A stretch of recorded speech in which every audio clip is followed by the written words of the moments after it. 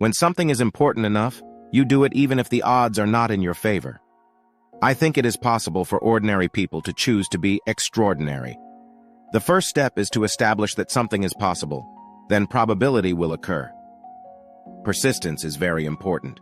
You should not give up unless you are forced to give up. If something is important enough, even if the odds are against you, you should still do it. Failure is an option here. If things are not failing, you are not innovating enough.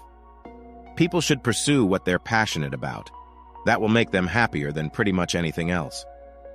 It's okay to have your eggs in one basket as long as you control what happens to that basket. The secret to happiness is having meaningful goals. Work like hell. You just have to put in 80 to 100-hour weeks every week. The single best piece of advice: constantly think about how you could be doing things better and questioning yourself. The path to the CEO's office should not be through the CFO's office, and it should not be through the marketing department. It needs to be through engineering and design. My biggest mistake is probably weighing too much on someone's talent and not someone's personality. I think it matters whether someone has a good heart.